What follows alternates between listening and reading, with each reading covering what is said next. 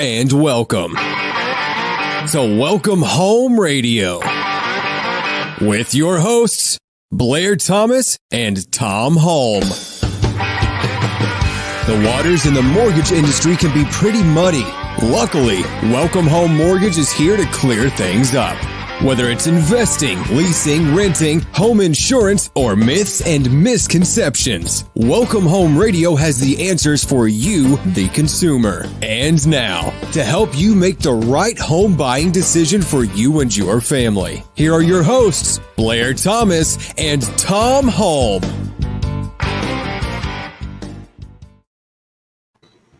And welcome to Welcome Home Radio, where real estate lending and learning come together. This is your mortgage market update for July 29th. Stocks and bonds are slightly higher this morning.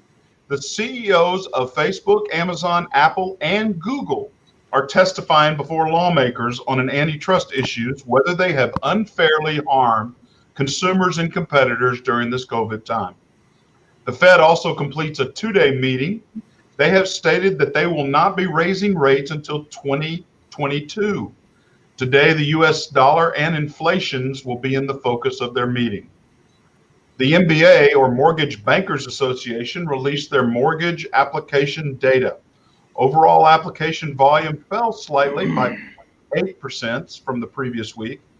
Purchase applications were down by 2%, but still 21% higher year over year. Refis also decreased by 0.4, but still 121% up year over year. Of course, these great rates are just awesome for everyone. Everyone should be looking at them. Pending home sales, which measures signed contracts on existing homes, were up 1% in June after raising 44% in May. The Census Bureau showed the U.S. home ownership rate increased from 65 to 67% in the second quarter of 2020, which is almost a 12-year high. This is an unbelievable number due to all of the impact of COVID and shutdown and so forth. The top two reasons that people are not buying homes are down payment and poor credit scores. Today's show is targeting our discussion on poor credit issues and what you can do about them. And joining us today, as always, our wonderful friend Alan Pace with Fathom Realty. Hello, Alan. How you doing? Hey, Blair. I'm doing well. How you doing, bud? Oh, blessed and highly favored, and just glad to see you in the stars here. The stars are opening up soon. That's great. And also joining us today is Nathan Billard with White and Jacobs. Nathan, great to have you here today, sir. Good afternoon. Thank you for having me. Hey, I wanted to start off our show by asking a simple question. I think it's kind of simple, but I want to assume something here. I have heard that credit repair is more impactful right now as opposed to any other time. Is that true? And if so, why would it be? Yes, it is true. The credit bureaus, as well as a lot of companies in America, have been understaffed due to lack of physical ability for individuals to go to their corporate offices. So there's a lot of people working from home that are doing the audits and processing the investigations that we initiate. And also just the general number of employees that they have working full time is less. So what that means is they are less apt to try to investigate the disputes in a way that is as thorough as they previously would. So our ability to get things removed is much higher now than it traditionally has been.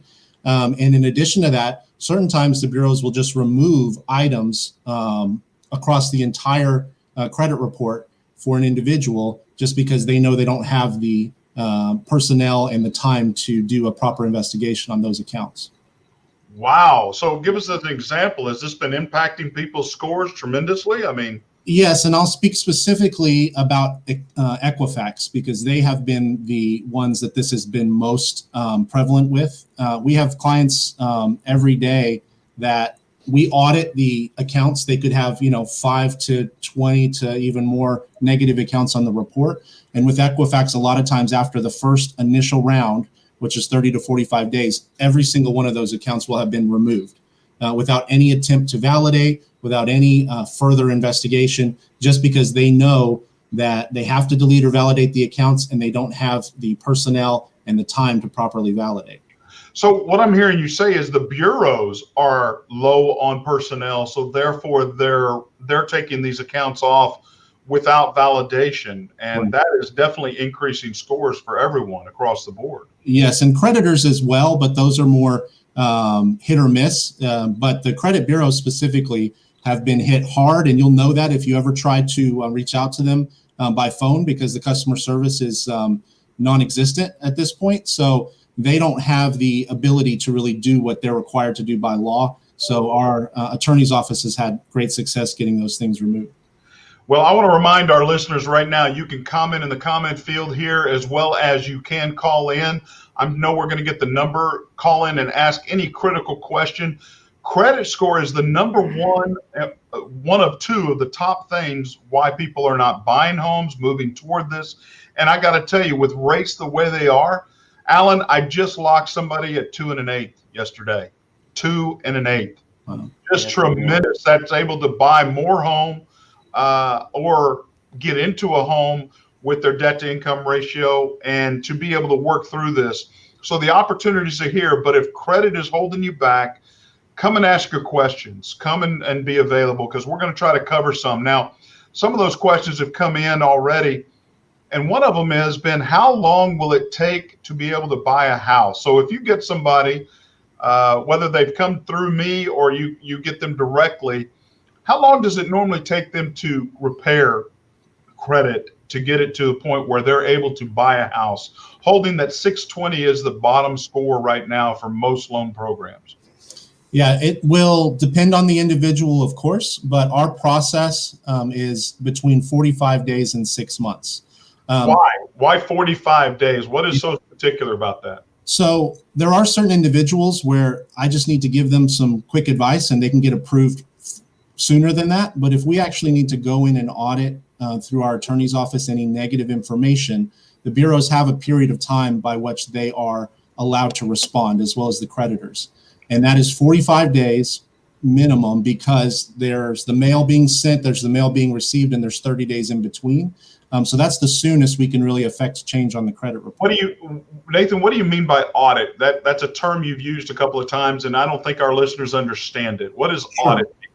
It's a type of dispute. So if you've ever tried to dispute an item with the credit bureaus, you can go in either onto their website or verbally and attempt to do that. But oftentimes you'll find that that's not successful, and they don't necessarily provide you with any hard documentation to support their decision to keep the account on the report as negative. So when we audit, the attorney's office that I work for will have the client sign a limited power of attorney so that we can represent them and contact the bureaus and the creditors on their behalf.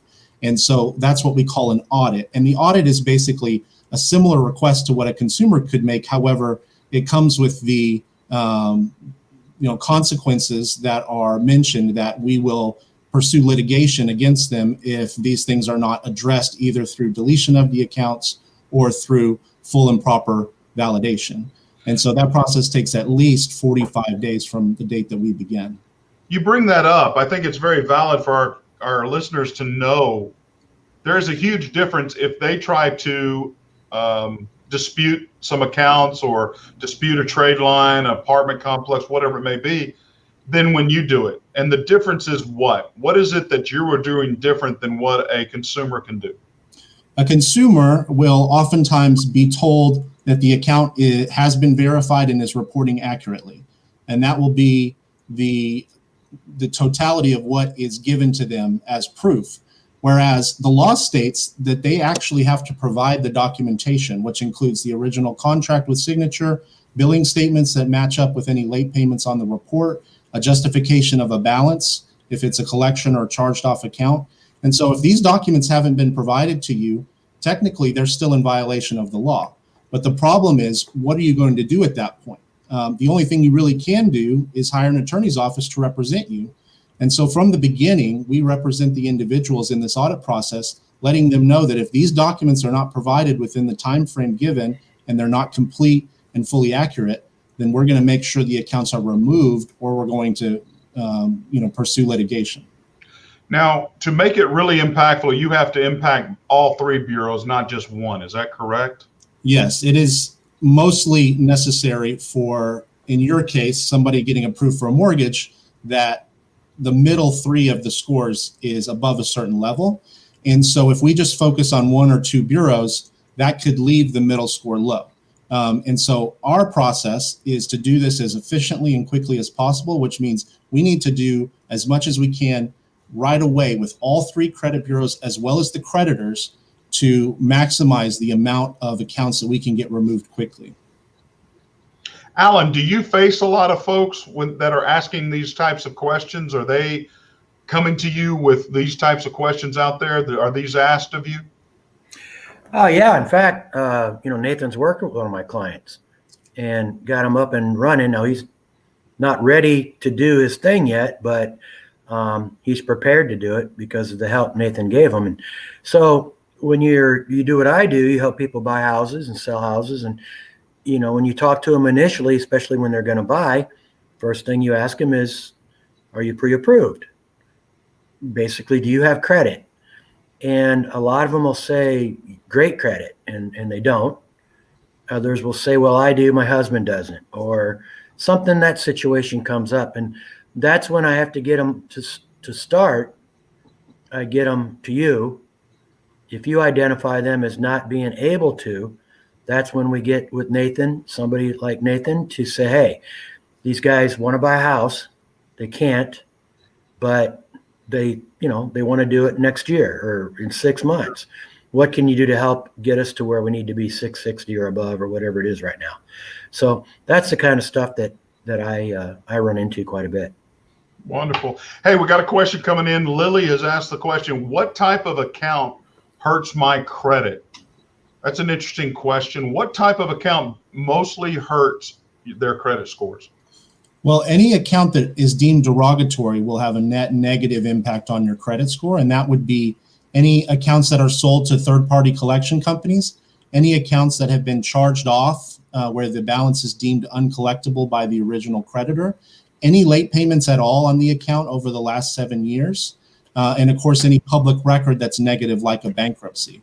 Those are all negative accounts, and so when we go in and remove those or work to remove those, the result is the scores will improve.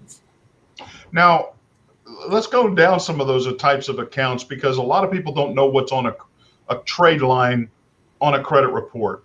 You have basically an installment trade line, which can anywhere be from a mortgage statement to an auto loan agreed upon, and then you have revolving debt. Are those really the basically two? Is that correct? Yeah, I mean, you could make real estate its own category, but installment accounts, real estate, revolving, and then negative accounts such as collections, those are really the only things you'll see on there. Okay, and we don't want to see collections, of course. Yep. That's where they've actually been sold. Now, what happens when an account goes to collection? We see that mostly with medical. Would you agree that's one of the largest areas? And in a mortgage, a medical does not impact their debt to income, but it does impact their scores. When those go to collection, what are the biggest mistakes that happen that allow you to do your job and get those removed? Because why wouldn't I, being somebody honest, I want to pay my bills, I know I'm late, or I was surprised by this, and that happens with medical. You go through a procedure. I tried to collect all the data about a procedure to be ready to pay for it all, make sure it's there. And lo and behold, 42 days later, I get a bill on something I did not expect. And my insurance is already done. They're thinking they're done. All of a sudden it goes into collections. And, how do I deal with that? What happens then? Yeah, so with medical debt specifically, people oftentimes will assume that those things have been taken care of through insurance companies or they've made payments. But there's a lot of entities involved. You could have an ambulance, you could have a hospital, you could have the blood work, you could have all these different entities. And if any one has not been covered, either through fault of the insurance company or of your own, it is going to show up most likely at some point on your credit report as a collection. And you might think, okay, I'll just go in and pay this, but the payment of that account does not force them to remove the account. So you will oftentimes see if someone's gone in and paid all their collections, you'll still see the collections on the report with zero balances. And the balance being zero does not impact the scores positively because the negative collection account still remains.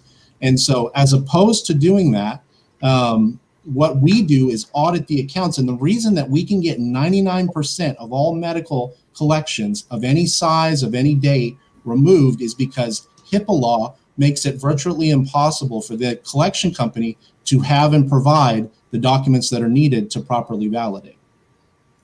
So they have to go back to the original bill, show that as a real bill, sold it, show it's been sold to them, and they need to collect. Right. And guess what? The collection company is not supposed to have that personal information for the individual. So by providing it, they've already violated the HIPAA laws. So what you're telling me is any medical collection, one, I'm not, and everybody should own up to their bills. I'm not saying ever not pay them, but they should be at least talking to somebody like you to make sure that comes off so that that's no longer being reported and it's a positive gain for their credit score. Is that correct? Yeah, we can go in and remove those accounts 99% of the time. And then the individual can move forward with payments on those accounts, knowing that doing so will not impact their credit at all because the accounts have already been removed. That's great to hear. I was not aware of 99%. Nathan, is the majority of the people, are the majority of the people fixable? 95% of people I talk to are in a position where we can help them. Okay, so that goes right out to the listeners. That's real folk talk right there. So 95% of everybody out there, if you're having a problem, 95% of you can be fixed. But you got to start. You got to make the initial call. And right here to this show, it's exactly where you start.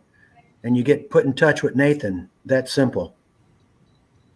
I will say that the ones we cannot help either don't have anything negative on their credit report, and I just need to give them some free advice on how to manage their positive accounts, or they're in the middle of a account that is reporting late, that has just began to report late, and they're not going to be able to either catch that account up, and it's not going to charge off anytime soon. So there's about a 200-day period where somebody could be just starting to go derogatory on an account where it doesn't make sense for us to begin to help them because the late payments will continue. And how does your business work? You fix somebody, you give them a note saying, okay, congrats, go buy your house or buy your pickup truck or whatever they want to buy. Yeah. And what is your business? How do you follow up? Do you every 3 months email them, how you doing, any questions? Or what does a company like yours do, the White Jacobs and Associates? What do you guys do to follow up after you actually fix somebody?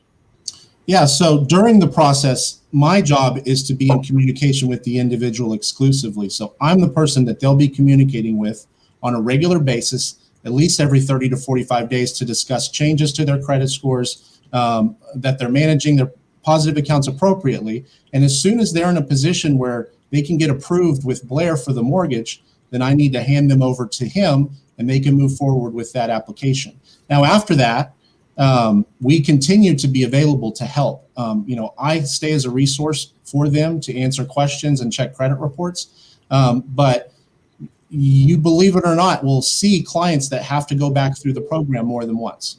That's not common, but sometimes things happen, especially with what's going on in the world. You lose income, you have a bunch of new collections or late payments, and then we've kind of got to go back in and do that. And I'm available to have them become clients again or just answer questions. I make sure that I contact every client at least every 6 months, even after they've completed the program, just to check in. And of course, during the program, we'll talk every 45 days at least. That's cool. You said 95%. What's the problem with the 5%? What is the challenge that the 5% bring to the table that make them either not helpable or they're not? What do you run into? Well, that's kind of what I was mentioning is if you've got a car loan, for example, and that car loan has gone past due and you're not in a position where you can catch it up, and it's also not gone past due 200 days to where they will charge it off, then you're kind of in a purgatory where they're going to continue to hit you with late payments until the account is charged off. And so if we go in and clean up everything on the credit report, including the late payments that already exist on that account, they're still going to have future late payments until the account is caught up, or charged off, and the scores will be impacted negatively.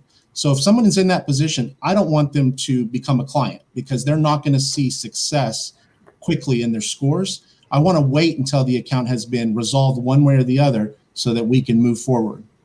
Well, I think I also want to bring up something about that 5% of people. If they're not willing to listen to a change of lifestyle, they're not willing to listen to you. You can do all your great efforts you could be doing, but they could constantly be making some key mistakes that continue to delay their success. And what are those key things that they have to make adjustments on? Is it just purchasing, revolving debt issues? What is it that they need to do? What have you run into? Yeah, there's 95% of people that we can help.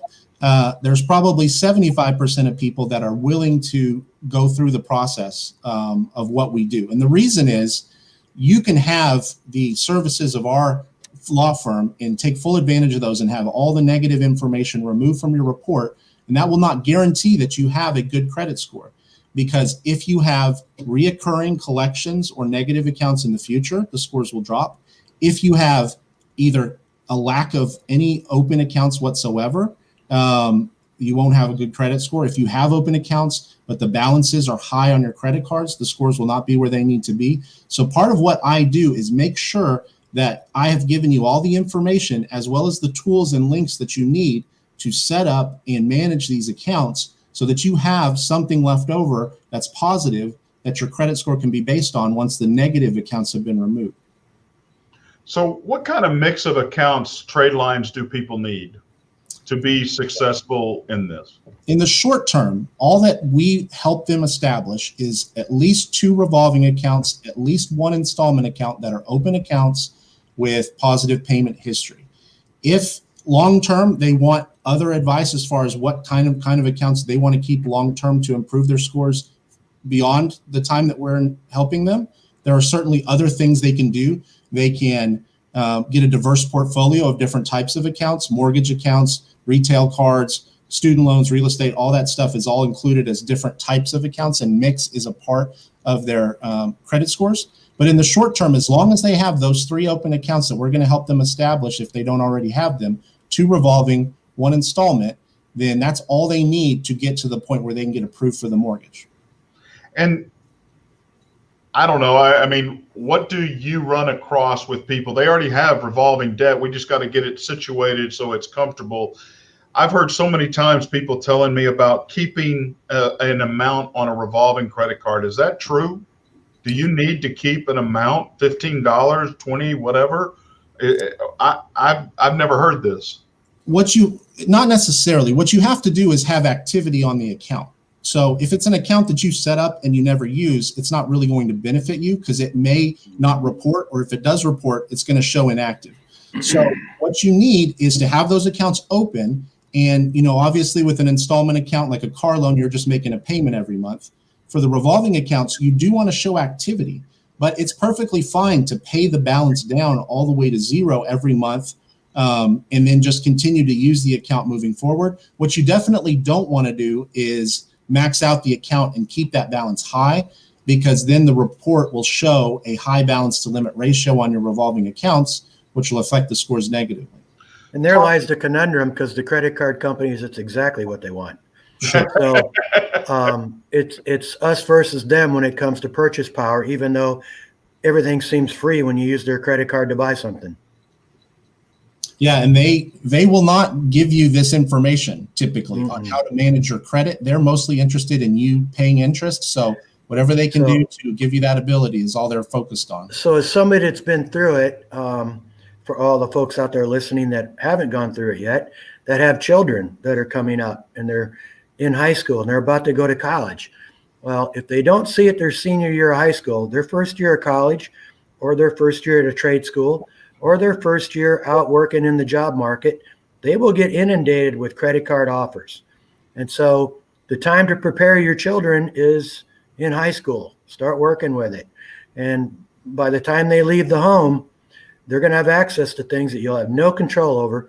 And I've seen it plenty of times. People start ruining their credit right off the bat. And what Nathan said about credit cards do not give you any information on what to do right. They give you carte blanche. Didn't they name one like that once? So, I mean, it's just go buy anything you want with this card.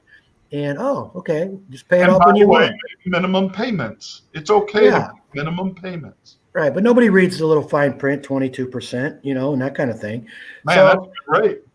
yeah. So that's the thing, the time to do what Nathan does is when your kids are in 11th grade, 10th grade, start talking to them about it, why your credit's good, show them a credit card bill, show them what you pay.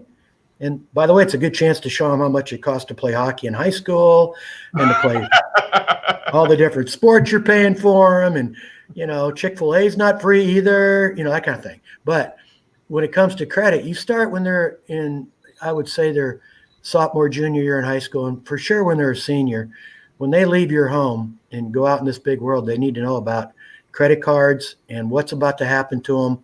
And the advice that we got from some very good folks that really helped was when your kids got a offer, call me.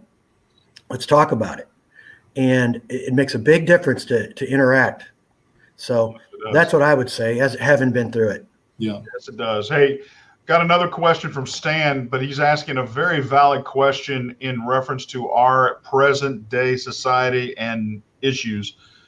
What can I do about my student loans? This is a huge thing that got started about, I'm going to say a little over 8 years ago. The right to go to college, the right to be able to attend school.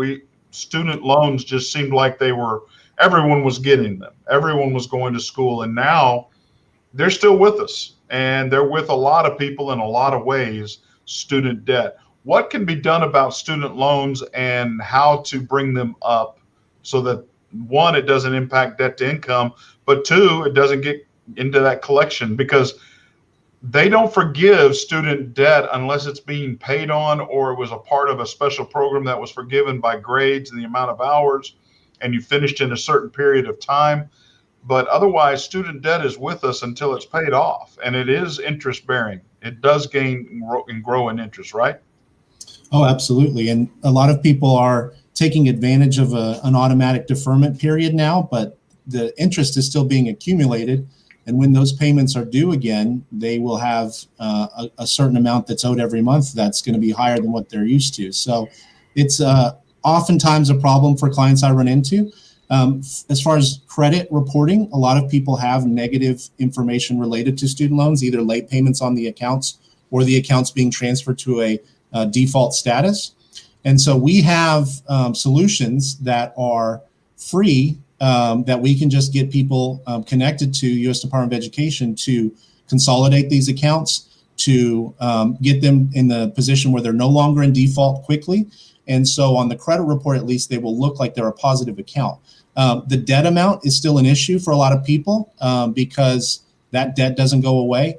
And it's going to be listed as part of their debt when they're going through the home buying process. So we discussed with them, the best way to manage that debt, and the more time that we have, the better, so that they can get it in a position where it's manageable and it's not going to be the one factor keeping them from getting approved because their debt's so high.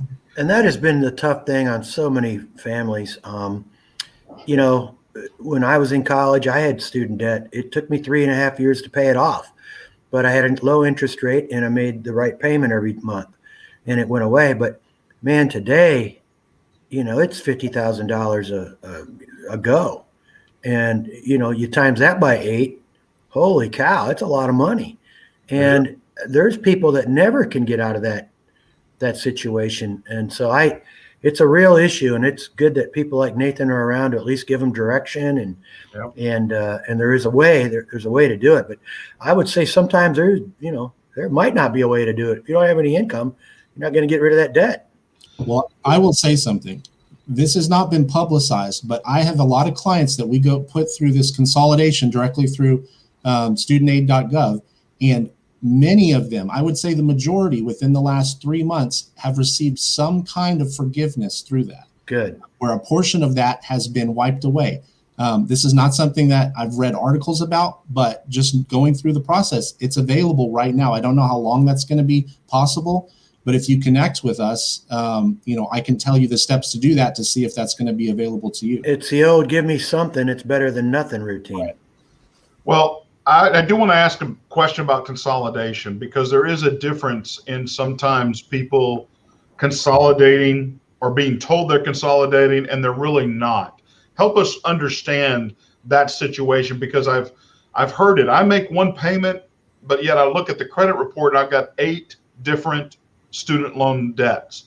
And what is really going on there? What is happening? Because I think people are being taken advantage of this.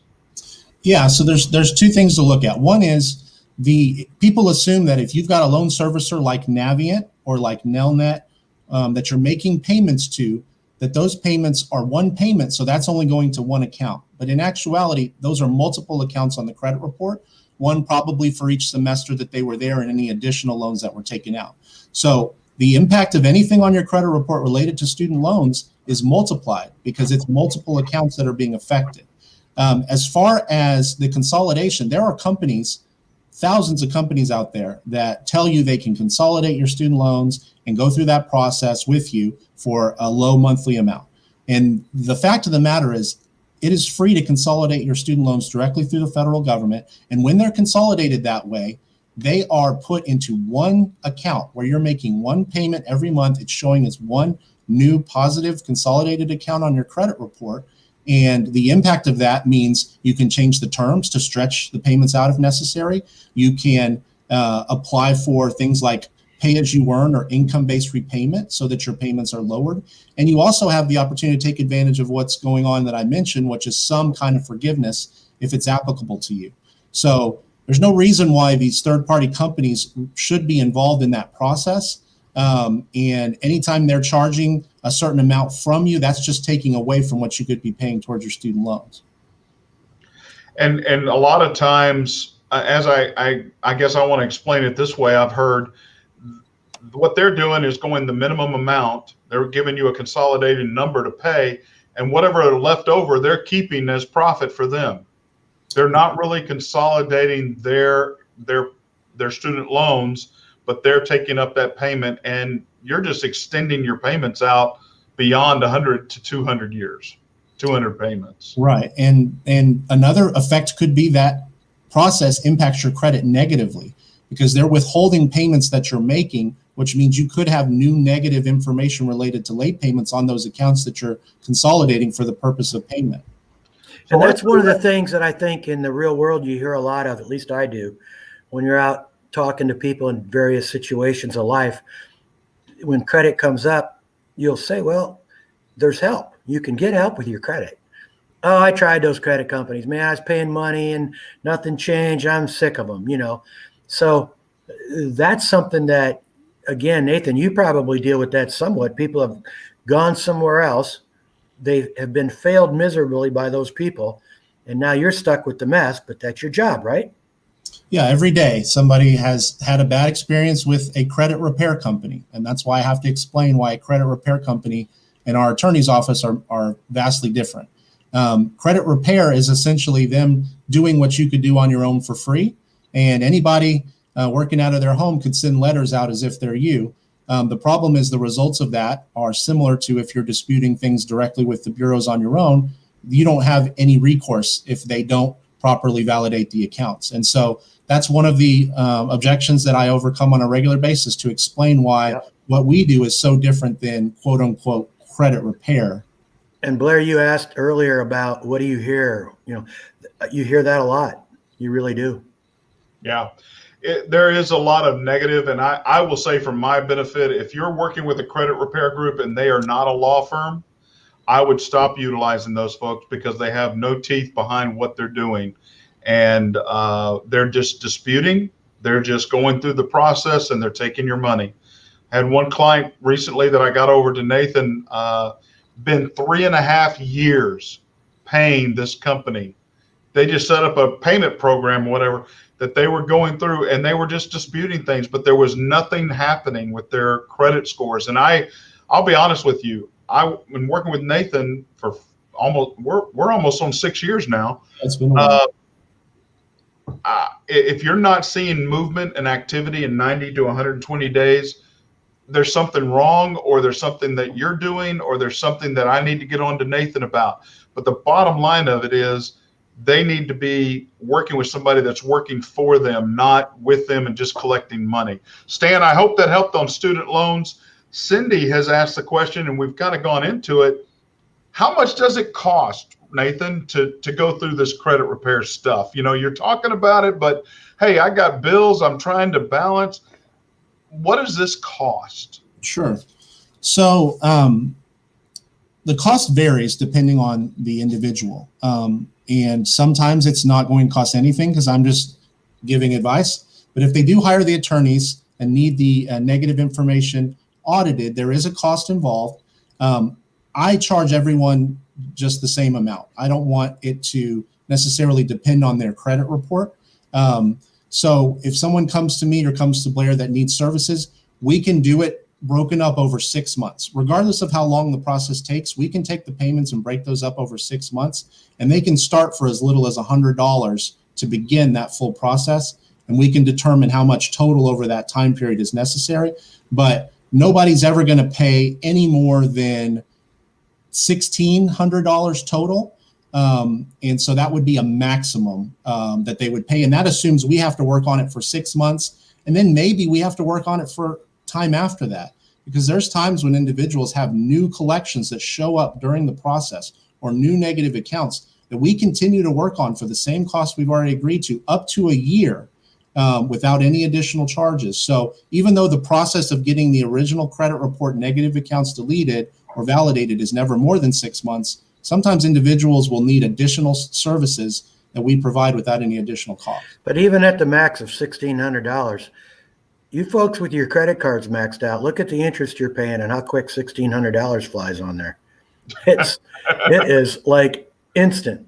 And I will say, even though I'd never recommend anybody not pay their bills, it is not required for them to pay or settle any collections or charged off accounts for us to go in and audit those. So the cost savings of what's on their credit report from the time we start to when they end pretty much always exceeds the amount that they've paid. I have a question, if I can ask it, Blair, real quick. Please. You're on the television and radio and stuff. They have, we'll stop those people from calling you. We'll get the call stopped, you know, that kind of stuff. And I know growing up, the way I grew up, that there were issues with collections. Sometimes we didn't have a phone though. They had to actually come to our house. But, but nowadays, right? So is that something that you guys do too, or do you outsource that service, or when does the phone quit ringing if somebody starts working with you, or does it? Yeah, I have a very quick and free solution to get people to stop calling you. And it is true that they may contact you more so as part of our services because we are sending out documentation related to these accounts that they maybe haven't spoken with the individual about in months or years. So they may reach out to them, but it's very simple to get them to stop calling you, because every time they call, they're going to ask you to verify your address, your social, your date of birth, some information. And if you refuse to provide that information, they're not able to speak with you. And so if you do that the first couple times, they're no longer going to be contacting you. That's a golden nugget right there. Yeah. Right there is a golden nugget. You don't have to take those calls. And if you do, you can, no, I do not have to affirm that, and hang up. And that's by law. Is that correct? That's by law. And it is true that some of them are a little more frisky than others and will continue to reach out to you. And there are harassment laws and such that you could hire an attorney to help you with. But from my experience with my clients, if they do that a number of times, maybe 3 to 5 times, they're not going to call again. And the light bulb ought to go off pretty fast, folks. If anybody ever calls you and wants your social security number, light bulb should be going off. Right. And, you know, you should automatically go click. Now, if you call somebody, you know, TransUnion or one of the big 3 credit people, and you're making the call, you're reaching out, they're going to ask for it's different. But if somebody out of the blue is calling you, even with caller ID, and they want your social security number, I'd be very careful with that, because as you know, there are data breaches oftentimes with these larger organizations too. So I would only provide my social to somebody if I really, really wanted them to do something for me. Yep. Good point. Hey, Marvin is asking, hey, why can't I fix my credit on my own? That's a valid question.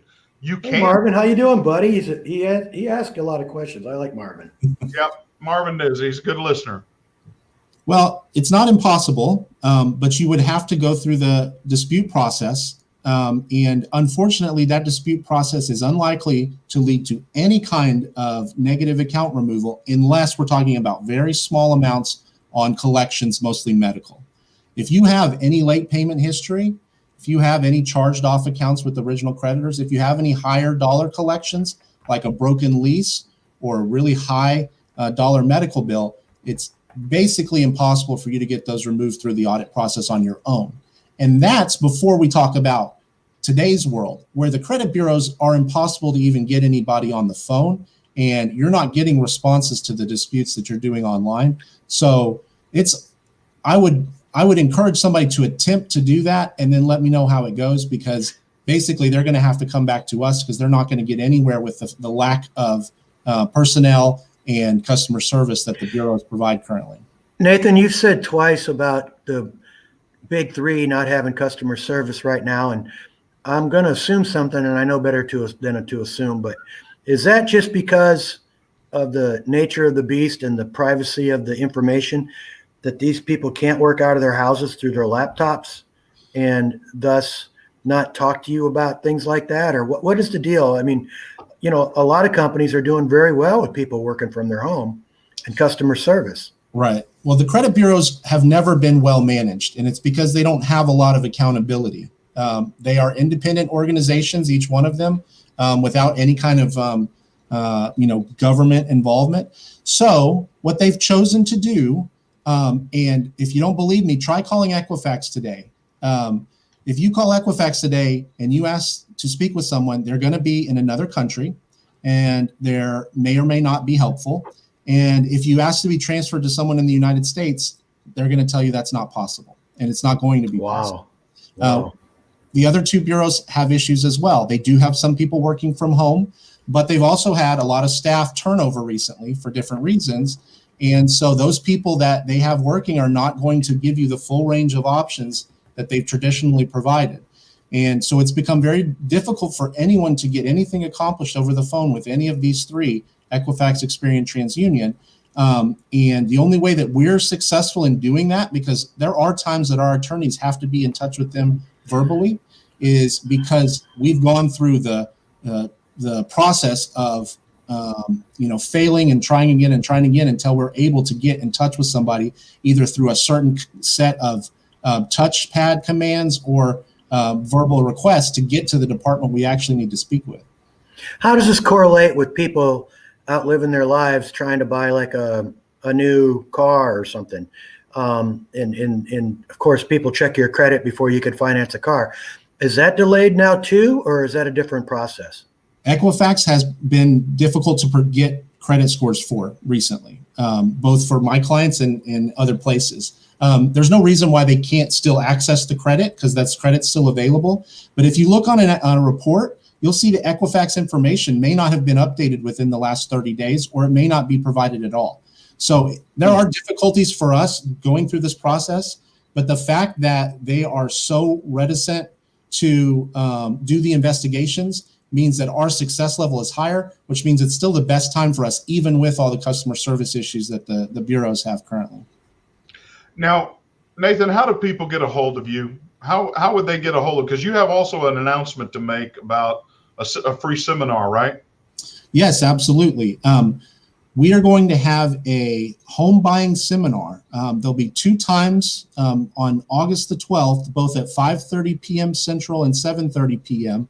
And Blair and myself will be on there talking about issues and needs, what you need to accomplish before you buy a home, or what you need to discuss. The way that you can get included in that is just to contact me, and you can do that by phone, either through calling or texting. My cell phone number is 940-613-5310. Slow down. Say it one more time. And you might think I'm crazy for giving my cell phone out, but it's out there, and that's how I speak with my clients, and I'm very available. So you can reach me by text or call. My number is 940-613-5310. That's for general purposes, but also specifically if you want to be included on this home buying seminar, which will be again on August 12th at both 5:30 and 7:30, let me know. I'll make sure I send you the link. And we're going to have a lot of people on there and go through a lot of different issues related to home buying. Anybody from, just starting the process to the part where they're ready to buy a house can get a lot of information from this. I'm about to send you a text. I want the link. Okay.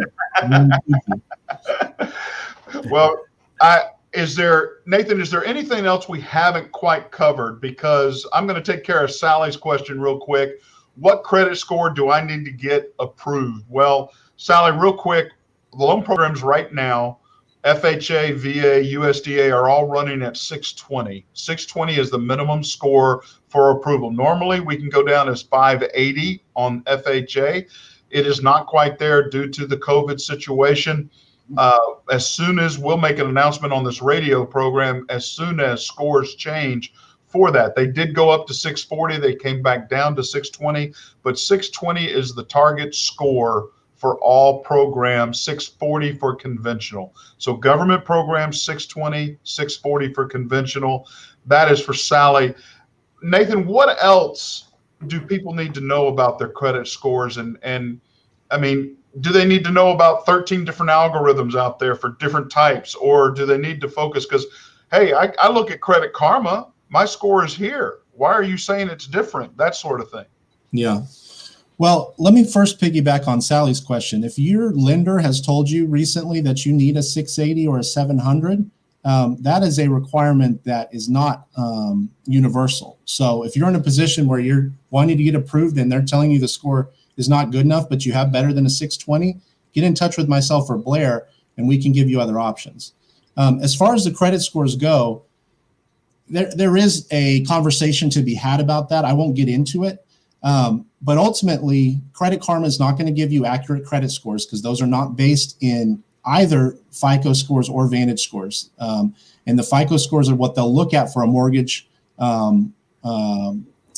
processing, and they'll also look at a specific type of mortgage FICO score. So anyway, we can get into that, but ultimately, if you're not sure, then just talk with somebody. It does not cost you any money to speak with me or Blair about this, and we can give you information as much as you'd like. And I can talk to clients for hours about every little detail regarding their credit, and some of them appreciate that, and some of them have no interest. So we can get as detailed as you'd like, but ultimately, the scores that you're going to see on your mortgage report are your FICO scores, and they're not necessarily the FICO 8 or FICO 9 scores. They're a different version. They're specific to mortgage. So you can look at a credit report and see 13 different scores, and they'll all be correct and accurate as of that date. And it's just a matter of what you're applying for, which score they're going to use. And I've got to tell you, folks, Nathan just last night talked to somebody at 8:30 last night, and I don't know how long he went with him, but he works late. He works hard for the clients. I can't tell you how much I appreciate Nathan, his availability on weekends, evenings to work with clients. Alan, any last thoughts? Any final thoughts? The only thing that comes to mind is how important that Nathan's service is, because not everybody is ready to buy a house. They want to buy a house, but they're not quite ready. But it's like I tell everybody about anything in life. You have to start. You have to make the call.